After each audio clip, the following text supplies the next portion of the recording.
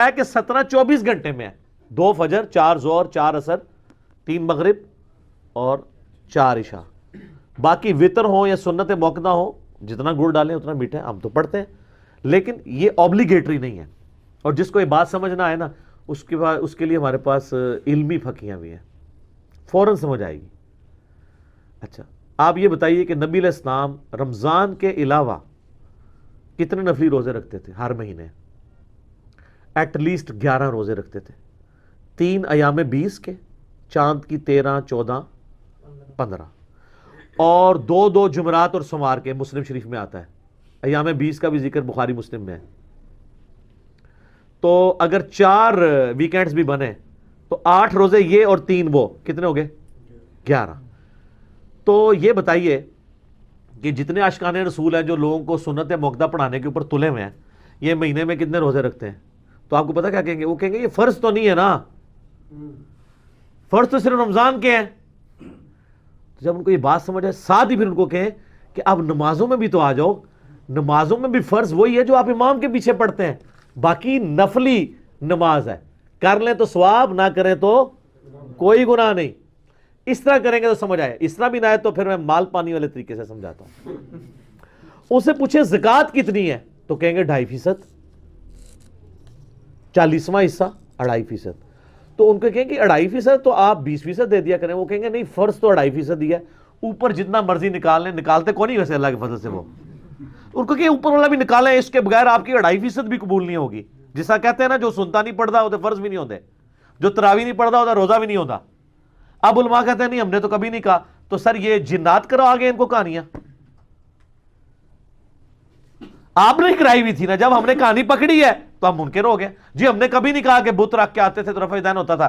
تو آپ صدیوں تک یہ لائف انجوائے کرتے رہے ہیں یہ والی، اور آپ نے کبھی کسی کو ممبر پہ آج تک کسی حنفی نے کہا کہ یار یہ جھوٹ نہ بولا کرو کہ بت رکھ کے آتے تھے رفع دین ہوتا تھا؟ کیوں؟ وہ ایک ٹکٹ میں 2 مزے کر رہے ہیں، وہ چاہ رہے ہیں یہی چیز چلتی رہے، کہانی چلتی رہے. تو وہ آپ کہا نہیں 2.5% تو فرض ہے، تو باقی جتنا مرضی کر لیں. تو اس کو کہ نماز بھی وہ 17 رکھتے ہی فرض ہے، باقی جتنی مرضی کر لیں. پھر وہ بخاری مسلم میں حدیث ہے نا، ایک صحابی ہے، ان کا یا رسول اللہ مجھے موٹا موٹا دین بتائیں میں جو کر سکتا ہوں. آپ نے فرمایا کہ 5 نمازوں کی فرض رکھتے پڑھ لو. ٹھیک ہے، فرض نماز کو قائم رکھو 5 نمازوں کی، اور فرض زکوٰۃ دو، اور فرض روزے مہینے کے رمضان کے رکھ لو. حج اس وقت فرض نہیں ہوا تھا، اس لیے حج کا ذکر اس حدیث میں نہیں ملتا.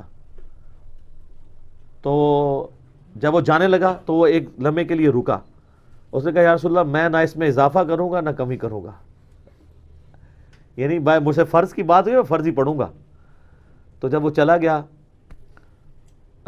رخ بدل کے پیٹھ کر کے، آپ ہوتے تو الٹے قدم جاتے ہیں نا، کیونکہ آپ کو تو بازاروں سے الٹے قدم آپ نکلتے ہیں. تو نبی علیہ السلام فرمایا جس نے کسی جنتی کو دیکھنا ہے اس شخص کو دیکھ لو.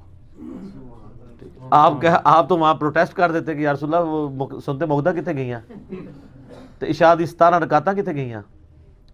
انہوں نے دین کے ساتھ جو کیا ہے نا کھلواڑ، اس کا نقصان یہ ہوا ہے کہ لوگ نماز ہی چھوڑ گئے.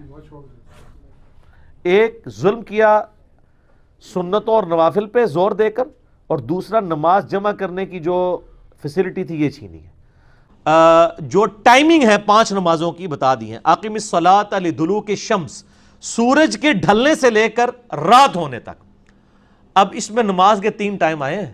یہ اکثر وہ اہل تشیع بھی پیش کرتے ہیں نا کہ جی قرآن میں تو نماز کے 3 ہی ٹائم ہے. یہ حقیقت بات ہے، لیکن ہم اس کی پھر ایلوبریشن کرتے ہیں بخاری اور مسلم کی حدیث کی روشنی میں کہ یہ جو لفظ ہے نا کہ سورج ڈھلنے سے لے کر رات ہونے تک، تو ہم کہتے ہیں ڈھلنے سے لے کر رات ہونے تک سے مراد یہ ہے کہ ڈھلنے کے دوران ظہر اور عصر کی نمازیں، اور رات ہونے سے مراد مغرب اور عشاء ہے کیونکہ غروب آفتاب کے ساتھ ہی رات شروع ہو جاتی ہے، اور فجر کا تو علیحدہ سے ذکر ہے. وہ کہتے ہیں نہیں 3 ٹائمنگ ہے، ظہر و عصر، مغرب و عشاء اور فجر. وہ بھی بات ٹھیک ہے. صحیح مسلم میں اوپر تلے 10 حدیثیں میں نے بیان کی ہیں 1633 سے لے کے آن ورڈ کہ نبی صلی اللہ علیہ وآلہ وسلم نے، ابن عباس کہتے ہیں بغیر خوف کے، بغیر بارش کے، بغیر سفر کے مدینہ شریف میں ہمیں ظہر و عصر کی نماز جمع کرائی اور مغرب اور عشاء کی. تو پوچھا گیا کیوں؟ تاکہ امت کے لیے اس حوالے سے آسانی ہو جائے. اور میں نے یہ اکثر اوقات یہ یعنی حدیث بیان بھی کی ہے اس حوالے سے تاکہ کسی کو کوئی کنفیوژن باقی نہ رہے. تو یہاں پہ یعنی 3 نمازوں کے ٹائم ہو گئے. ظہر و عصر کا ایک ٹائم، مغرب اور عشاء کا اور فجر کا، پھر بیچ میں ڈویژن جو ہے وہ احادیث میں آئی، اور وہ ہمارے اہل تشیع بھائی بھی کہتے ہیں کہ جی الگ وقت میں پڑھنا افضل ہے، ظہر عصر کو جمع کرنا جواز ہے، ہم بھی کہتے ہیں جواز ہے، افضل یہ ہے کہ الگ پڑھا جائے۔ تو یہ نماز کی ٹائمنگ جو ہے سورج کے اعتبار سے اللہ تعالیٰ نے مینشن کر دی۔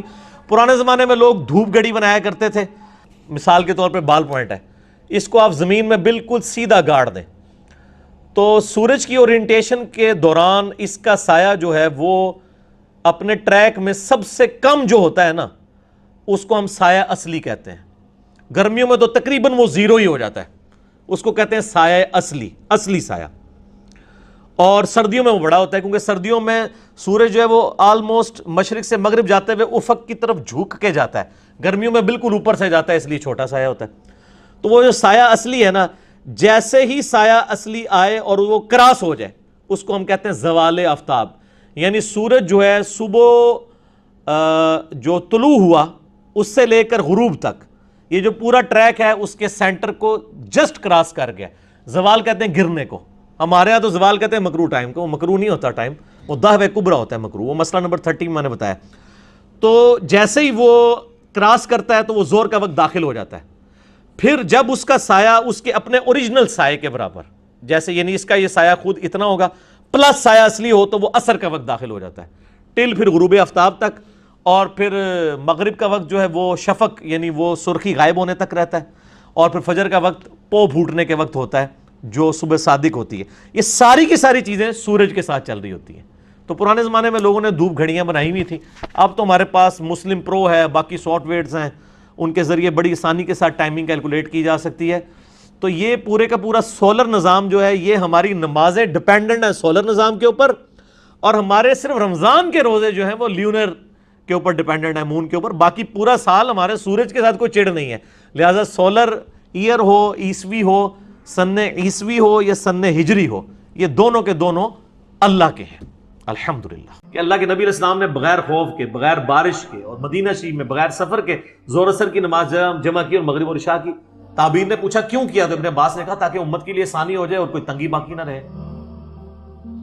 پھر بھی اگر ان کو زیادہ تکلیف ہے تو کم از کم جو مسئلہ یہ خود مانتے ہیں کہ ظہر آخری وقت میں اور عصر پہلے وقت میں آپ پڑھ سکتے ہیں، مثلا آج کل آلموسٹ کوئی 3:45 بجے عصر کا وقت داخل ہو رہا ہے، تو اگر کوئی شخص 3:40 پہ یا 3:35 پہ ظہر پڑھ لے اور 3:45 عصر کا وقت داخل ہوتے ہی عصر کی نماز پڑھ لے تو وہ اپنے اپنے وقت میں ادا کر رہا ہے، اس میں جمع کرنے والا بھی جو حنفی گناہ بتاتے ہیں وہ بھی نہیں شمار ہوگا۔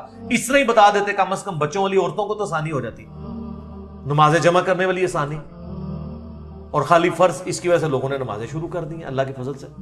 اور ڈیٹیلڈ میرے کلپ اس کے اوپر موجود ہیں، نمازوں کو جمع کرنا کیا حرام ہے، میں نے ساری احادیث ایچ ڈی کیمرے میں ڈسپلے کی ہیں کہ ہر طرح سے جمع کر سکتے ہیں، زور کے ساتھ عصر، عصر کے ساتھ زور، درمیان میں بھی کر سکتے ہیں، جمع تقدیم بھی، جمع تاخیر بھی، جمع سوری بھی، اس طرح مغرب کے ساتھ عشاء یا عشاء کے ساتھ مغرب یا درمیان میں بھی کر سکتے ہیں۔ آپ فجر کو الگ پڑھنا پڑے گا۔ تو بلکہ ہمارے تو ایک ملک صاحب نے ملکین بھی ایجاد کی ہوئی ہے کہ آپ اذان مغرب سے آدھا گھنٹہ پہلے زور عصر کو جمع کر لیں اور مغرب کا وقت داخل ہوتی ہے مغرب عشاء کر لیں، چاروں کٹھی۔ اگر کوئی واقعی مجبور ہے، جس طرح آج کل کرونا کی وبا ہے اور ڈاکٹرز کے لیے ٹائم نکالنا، یا ہمارے پرائم منسٹر کے لیے، یا جو لوگ ان ڈیوٹیز میں لگے ہیں ٹائم مشکل ہے، تو وہ ملکین بھی پڑھ سکتے ہیں۔ ویسے یہ نام اس کا ربو ہی ٹھیک پہ گیا، ویسے تو ملک صاحب نے نا یہ بادشاہاں دی نماز جنہیں کوئی ٹائم نہیں ہوتا، ملکین دو ہی طریقے نال ٹھیک ہوگی، ملکین، تو وہ آپ پڑھیں۔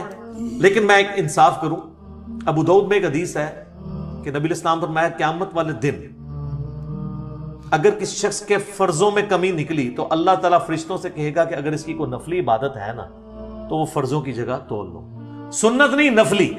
یہاں سے بھی پتا چلے گا کہ سنت کو نفلی کہا جاتا ہے ٹرم میں، حدیث کی ٹرم میں۔ تو سنت موقدہ اگر آپ پڑھنا چاہتے ہیں ضرور پڑھیں، یہ آپ کو فائدہ ہی پہنچائیں گے۔ اور کئی لوگوں نے فرض شروع کیا، آہستہ آہستہ خود بخود سنت کے اوپر آ گئے، لیکن شروع میں آپ لوگوں کو تکلیف میں ڈالیں گے نا تو یہ آپ زیادتی کا۔ وہ بخاری مسلم میں حدیث ہے کہ نبی علیہ السلام فرمایا جو فرض کے علاوہ 12 رکعتیں پڑھ لے اسے جنت میں محل ملے گا، 4 زور سے پہلے، 2 زور کے بعد، 2 مغرب کے بعد، 2 عشاء کے بعد اور 2 فجر سے پہلے۔ اس کے اوپر میرے لادہ سے کلپ موجود ہے۔ اور باقی وطر جو ہے وہ یعنی سنت موقدہ وہ بھی ہے، سنن کبری البیہقی میں، المصنف ابن ابی شیبہ میں مولا علی کا قول ہے کہ وطر سنت ہے، سنت ہے، سنت ہے، مگر اسے مت چھوڑو، پڑھ لو۔ اور صحیح بخاری میں موجود ہے، قاسم بن محمد بن ابی بکر کہتے ہیں کہ میں نے صحابہ کرام کو 3 رکعت وطر پہ پایا، البتہ ایک پڑھنے میں حرج نہیں ہے، جواز کی حد تک درست ہے، پسندیدہ نہیں ہے۔ ویسے تو نہ بھی پڑھے کوئی مسئلہ نہیں ہے، فرض نماز ہے، اور اگر کوئی بالکل سست ہے تو ایک ہی پڑھ لے۔ الموطا امام مالک میں فاتح ایران سعد ابن ابی وقاص کے بارے میں امام مالک نے نقل کیا ہے کہ وہ پوری زندگی عشاء کی 5 رکعتیں پڑھتے تھے، 4 فرض اور 1 وتر، پوری زندگی۔ تو ان کے اوپر تو کوئی فتویٰ نہیں لگا کہ سنت موقدہ چھوڑ دی ہے۔ اچھا، اب ہم یہ حدیثیں نکالتے ہیں تو یہ کہتے ہیں یار یہ عوام کے سامنے تو نہیں گلاں کرنی چاہیے۔ سر عوام کے سامنے ہی تو کرنی چاہیے، خواص تو پہلے ہی اللہ کے فضل سے اتنی نمازیں پڑھ رہے ہیں، وہ تو پڑھتے رہیں گے۔ عوام الناس تو پڑھتی کوئی نہیں ہے، ان کو پڑھانے کے لیے باتیں کرنی پڑ رہی ہیں۔ یا تو کہ میرے کہنے سے لوگوں نے تہجد اشراق چاہ چھوڑ دی ہو، یا میں نے خود چھوڑ دی ہوئی ہو، پھر تو آپ کو بلیم کریں۔ اور اگر کوئی چھوڑ بھی دیتا ہے تو اس کے اوپر کوئی اس طرح کی گرفت تو نہیں ہے۔ لیکن جو نہیں پڑھ رہے، جی کئی لوگوں نے یعنی خود رابطہ کر کے کہا کہ جی ہمارے گھر والے نماز نہیں پڑھتے تھے، جب سے پتہ چلا تو یہ نماز شروع کر دی ہے کہ یار فرض رکھتے ہی پڑھنی ہے۔ پھر آہستہ آہستہ کئی لوگوں نے کہا آہستہ آہستہ پھر خود سنت کا بھی شوق پیدا ہوا۔ انہوں نے جو ظلم کر کے اتنی لمبی لمبی رکھتے لوگوں کو بتائی ہیں، اور اس کی وجہ سے لوگ متنفر ہی ہوئے۔ تو چلیں یہ کرونا کی اس شر میں سے یہ خیر نکلی ہے کہ ہم نے آپ کو کئی ایک باتیں بتا دی ہیں، اذان سے ریلیٹڈ بھی، نماز سے ریلیٹڈ بھی، اور یہ آج کل گورنمنٹ کی طرف سے چونکہ پابندی ہے، آپ کو پتہ ہے یورپ اور امریکہ میں تو ظاہر ہے وہ تو وہاں پہ تو کسی کا زور نہیں ہے، تو اپنے گھروں میں یورپ اور امریکہ میں جو لوگ نماز پڑھ رہے ہیں، ہر نماز کے ساتھ اذان بھی دیں، اقامت بھی کہیں، اور اس کے ساتھ آپ نماز پڑھیں، چھڑیاں زانہ نہ دو۔ اور ہمارے ملک کے اندر بھی گورنمنٹ نے تھوڑی سختی کی ہے اس حوالے سے، اور اس میں ہمارے بھی کچھ ریزرویشن ہے۔ بہرحال جو بہت بیمار لوگ ہیں، بوڑھے لوگ ہیں، وہ تو ظاہر ہے کہ ونریبل ہیں بہت زیادہ، تو انہیں اپنے گھروں کو ہی کوارنٹین کر لینا چاہیے، وہیں پہ بیٹھ جائیں۔ اور باقی لوگ جو ہیں وہ جو گورنمنٹ اور علماء کرام نے آپ کو احتیاطیں بتائی ہیں، ان کے ساتھ آپ معاملات کو لے کے چلیں۔ تو باقی اگر کسی نے پھر بھی گھر نماز پڑھنی ہے تو گھر میں ضرور اذان دے، افضل ہے کہ فرض نماز کے لیے دے۔